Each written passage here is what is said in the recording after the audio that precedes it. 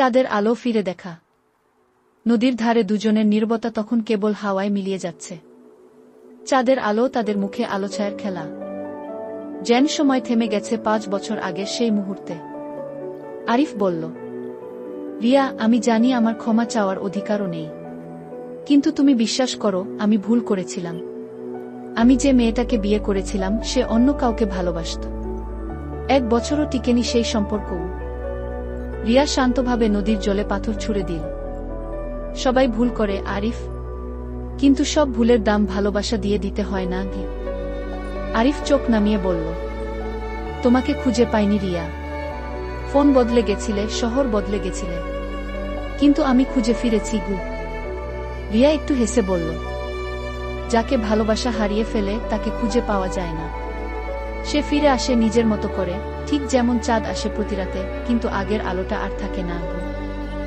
আরিফ তখন নিঃশব্দে বলল, তবু কি একটু আলো আমি পেতে পারি তোমার কাছ থেকে? রিয়া দীর্ঘশ্বাস ফেলল। তুমি জানো আমি তোমাকে ঘৃণা করতে পারিনি কখনো, কিন্তু ভালোবাসাও আজ শুধু স্মৃতি। আমি আজ অন্য মানুষ, অন্য জীবনের ভেতর আছি গু। আরিফ চমকে তাকাল। তুমি বিয়ে করেছ?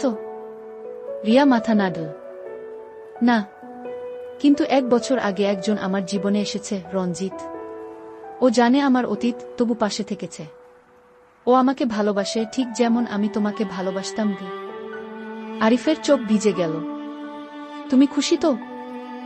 রিয়া হাসল। খুশি আছি, কারণ আমি শিখেছি ভালোবাসা মানে কারো পাশে থাকা নয়, কারো জন্য ভালো থাকা গু। নদীর ধারে হঠাৎ বাতাস জোরে বইল। রিয়া বলল, চল ফিরি, রাত অনেক হয়েছে কি? আরিফ চুপচাপ পাশে হাঁটল। হঠাৎ রিয়া থেমে বলল, আরিফ জানো, 1 মুঠো চাঁদের আলো এখনো রেখে দিয়েছি আমি, তোমার জন্য নয়, আমার নিজের জন্য, যাতে অন্ধকার এলে মনে পড়ে ভালোবাসা একদিন সত্যি ছিল। আরিফ মাথা নিচু করে বলল, ধন্যবাদ রিয়া, তুমি আজও সেই আলো। দুজনের পথে বিচ্ছেদ হলো ঠিক নদীর মোড়ে।